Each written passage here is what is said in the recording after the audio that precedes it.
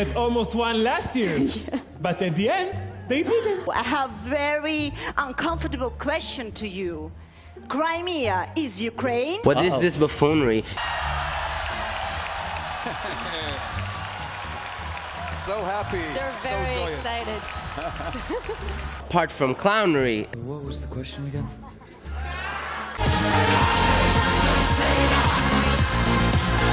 How are you feeling? I'm feeling fine, really excited. If you're winning tonight, what you gonna say? First thing. I don't know, I think that... Very good. Practice on that.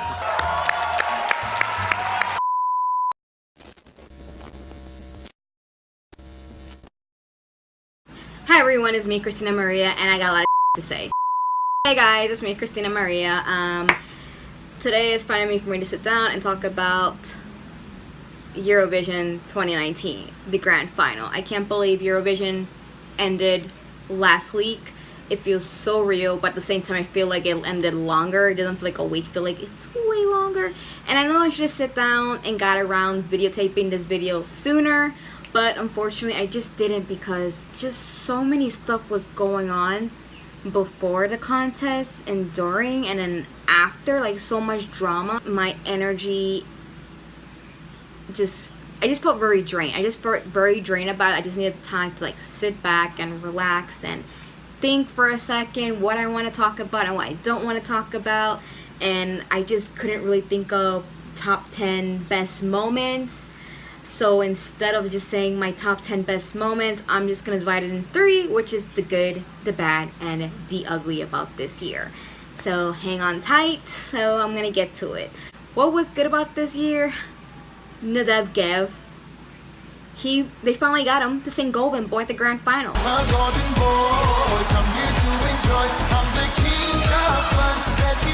That was pretty much my best moment, because it's like, hello, you cannot end the show. This is the last contest. We had to have freaking Golden Boy at the freaking song contest, and we don't have Golden Boy anywhere. I'm gonna be mad, so that's one of it. Next moment is Asi Azar. Became a meme pretty much like months before the contest. Almost won last year, but at the end... If you became a meme before Eurovision, then you made it. You just made it. The thing is, like, everything about, like, he was very funny, very charisma. I liked his energy. Like, out of all the 4 hosts, he was like my favorite one. Like, they could have just had him hosting the whole show on his own. He didn't need anyone else with him, in my opinion.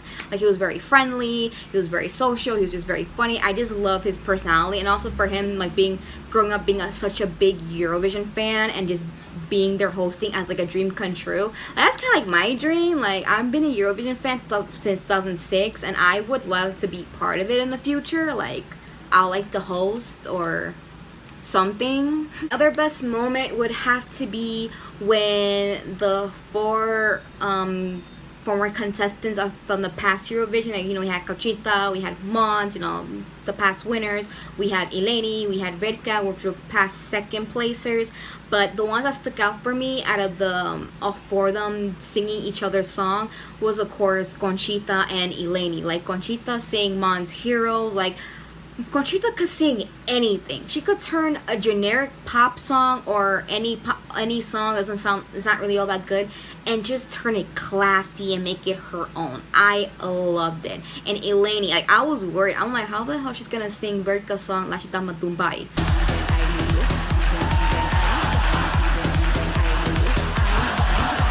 She just made it Eleni. Like, she made it Eleni herself. They were singing together, and you know, they were singing Hallelujah. Hallelujah.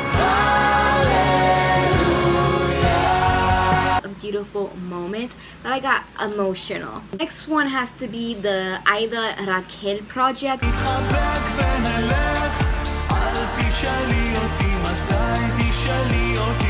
I don't know why. I love it. Like, this group was singing, and it just gave me like a spiritual awakening that I didn't think I needed also. But it was just very spiritual for some reason. I love it a lot. This one is, I know everyone's gonna roll their eyes out of this one, but hear me out, please. Is Madonna performing with Quavo with the song Future. I'm not gonna speak much about everything, but something about her performance of that song really got me. Like, I really got me, especially the part when she said, not everyone's coming to the future, not everyone's learning to the past. Like, that is just very relatable of all over the world. Like, the world is very shitty right now. And just hearing that really hits me, because it does. Because you think like, wow, not everyone's coming to the future, not everyone's learning to the past, not everyone is learning from the past. If you think about it, it reminds me of this quote that I always use a lot. Says this, that who does not learn from history are doomed to repeat it again. It's like one of those type of quotes. Like, if you don't learn from your history or someone else's history, something horrific, if you don't learn from it, you're probably gonna like repeat it. So it's like a bit of a wake-up call, and that was pretty much my moment, especially the part when they had these two couples walking side by side in peace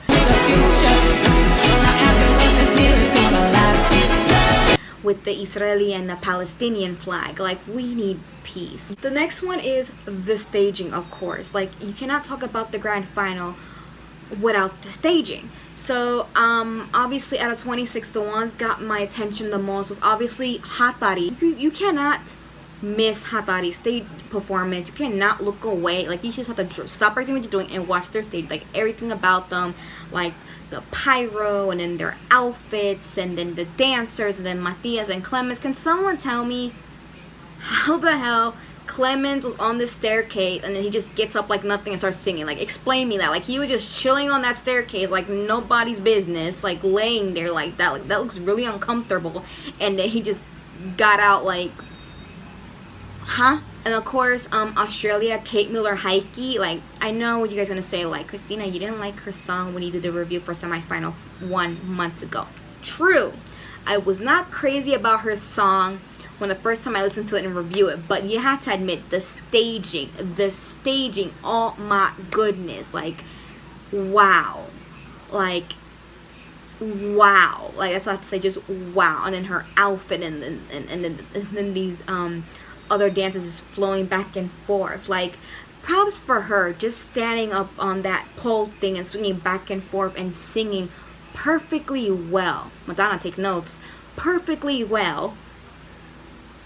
And without going out of breath. Like me, I'm kind of terrified at heights of all things. Like, I don't know why I could go up there, but I'm just curious, like, how did she got on it, and was it even comfortable to be on? Because that doesn't seem comfortable at all.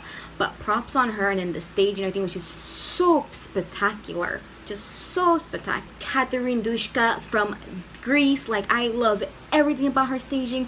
It was very art pop. It's very art nouveau. Like, I just love the flowers and her, like I said, her outfit and everything. I just love everything about her staging. Just, it was just so beautiful and so delicate that I just want to look at it forever. I don't know if I was the only one that felt that way. Luca Hani from Switzerland, his staging just reminded me of a music video, like his dancers, the lighting. It just looked great, everything how it was. It just gave me like you didn't feel like you're watching a live performance. It felt like a music video, in my opinion. And yeah, it does have a hybrid of Fuego and Despacito. I do not like Despacito for I get annoyed with, but it's like, oh, where are you from? Puerto Rico. Oh, Despacito. I'm sorry. If Despacito is the only thing you know about Puerto Rico, do not even talk to me. Like, don't not even talk to me at all.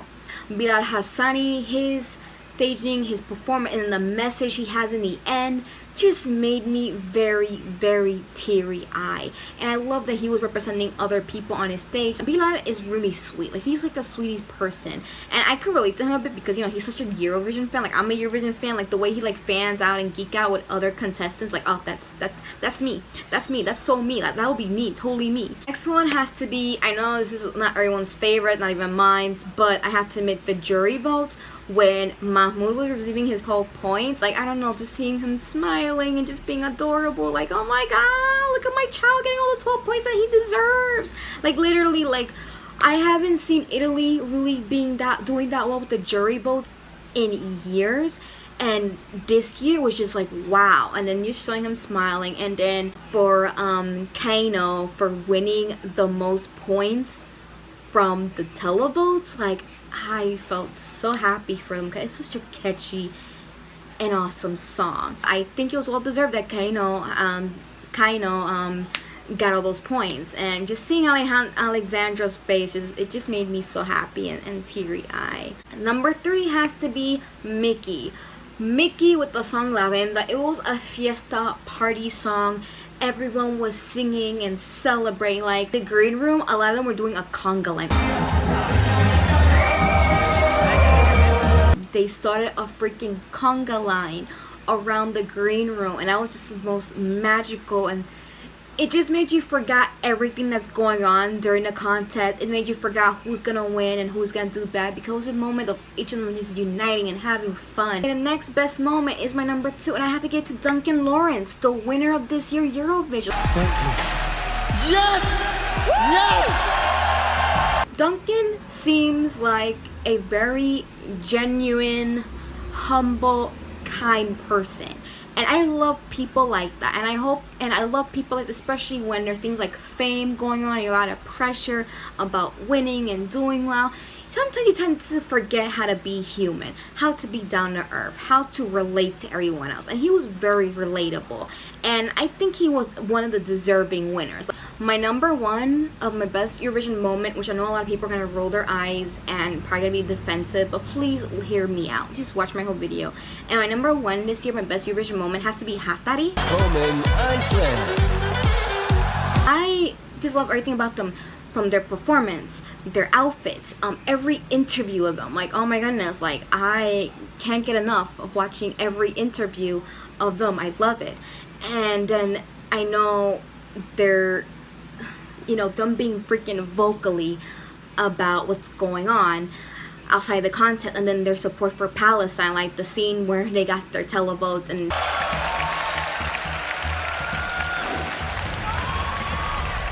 I'm not gonna say like, yes, it's a song contest about peace and unity and fun. We should not think about politics and stuff like that, which is true.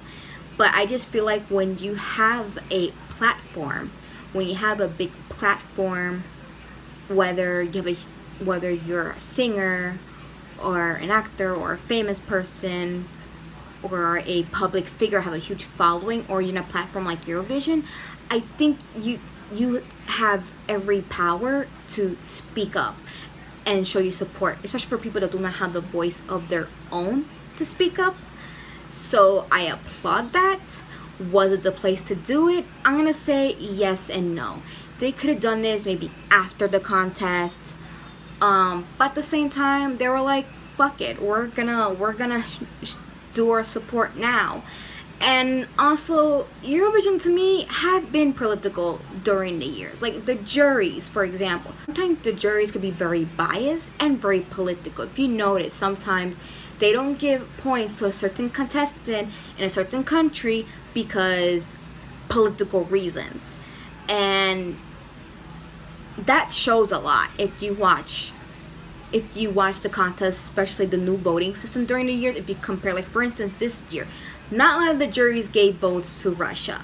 Not a lot of the votes gave to Iceland. And you wonder why? Because how things are going in Russia. Because of Hatari being very vocal and political. So for the juries not giving enough votes for them, it does show a lot in my opinion. So other than that, I want to thank Hatari for just using their platform, being vocal. I don't think they were being mean about it. Let's be real, they weren't being mean. They weren't saying anything aggressive.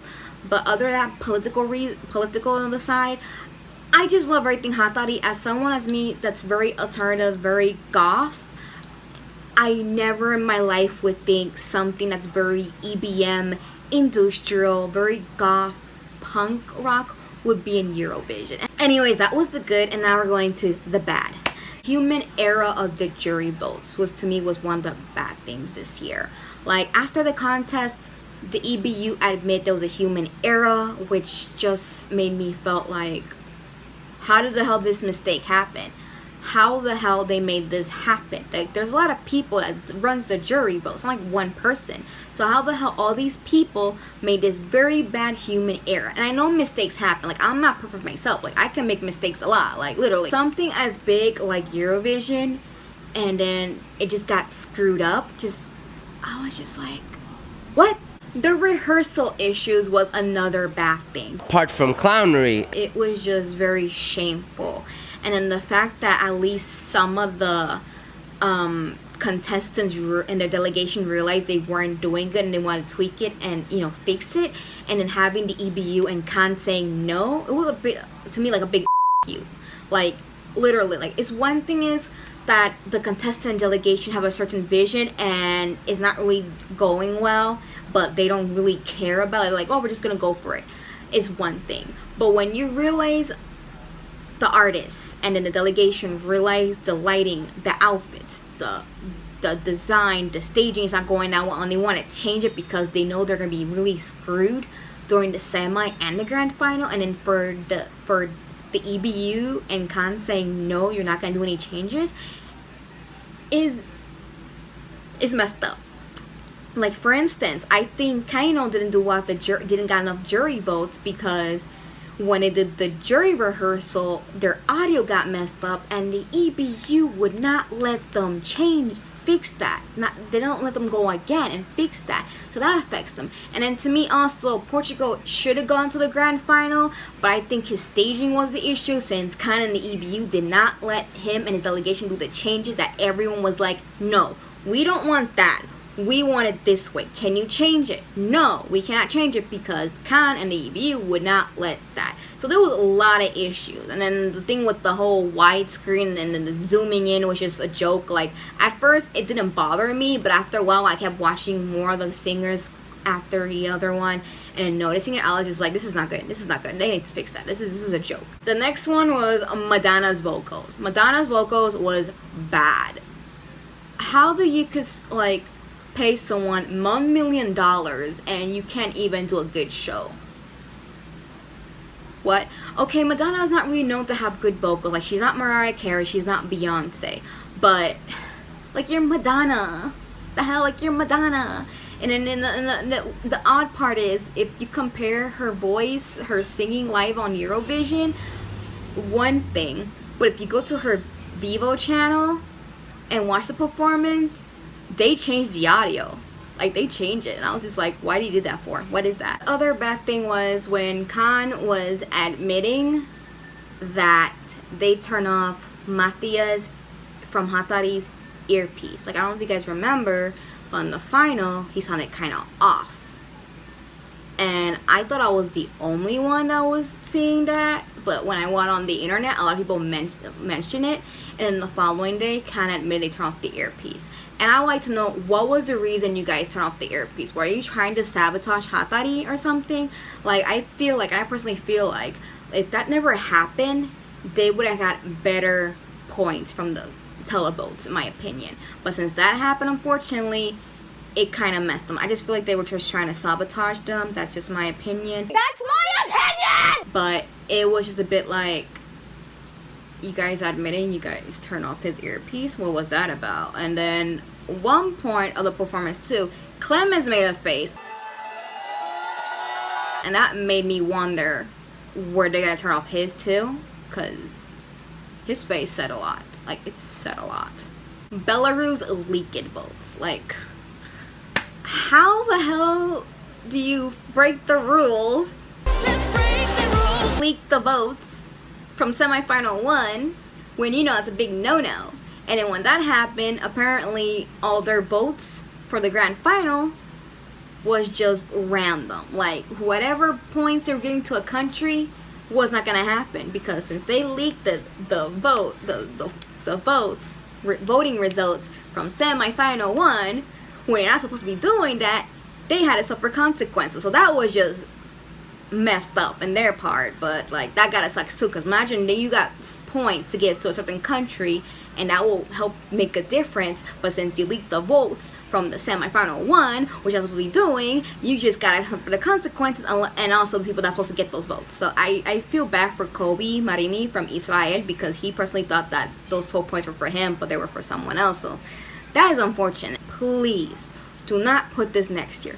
Do not show the artist's face when they're receiving a very low scoreboard. A very low scoreboard. We do not want to see that. Like, I don't want to see that. I don't want to see that. I don't want to see a face of disappointment. I don't want to see a face of embarrassment. It's embarrassing. Like, no, don't. And then it was just so freaking vicious how the host said to Germany when they got 0 points. I'm sorry. 0 points. I'm sorry, Germany. That was cold. That was cold. Okay, next is the ugly. To me, like, the most ugliest thing I found this year was after the contest, people were harassing and sending death threats, not just to the contestants, for example, Hatari, but also to some of the delegation. And I just found it very disgusting and horrible. Like, for people to, like, writing mean and horrible things to people, you're making yourself look bad than the fact that you're angry that what Hatari been vocally been doing. Like, for you to be sending hate and death threats and negativity, it makes you as a person look like a horrible person. It's a big unfortunate when the hosting country is having a very horrible conflict going on behind this. It just kind of knocks the fun and joy out of the contest. I don't know for everyone else, but for me, I have a hard time focusing on things when I know something wrong is going on. And I know people are gonna like comment on my video and saying a lot of wrong things, like, oh, you have no right to say that. True, but everyone's entitled to their own opinion. Anyways, that is pretty much it of my top 10 best Eurovision moments, or I guess I'm gonna call this the good and the bad and the ugly. I don't know how I'm gonna do this every year, because I usually just talk about my top 10 favorite Eurovision moments, but since so many drama was going on before and during and after the contest, that I decided to talk about what's good, what's bad and ugly about this year. Don't forget to like this video, don't forget to comment. I like to know what was your best moments this year, or do you have any moments you did not like about this year? I would like to know too. Please subscribe too, that really helped me a lot. Don't forget to be kind to yourself, love yourself, be kind to others, love each other, and don't forget to love before hate will prevail. And I think we need more love and kindness, because the world is very shitty. And I think it's good to be aware what is going on around the world too, besides focusing on one thing. And yeah, I can't wait to see you guys for another videos. Okay, I love you all. Okay, bye. I have very uncomfortable question to you. Crimea is Ukraine?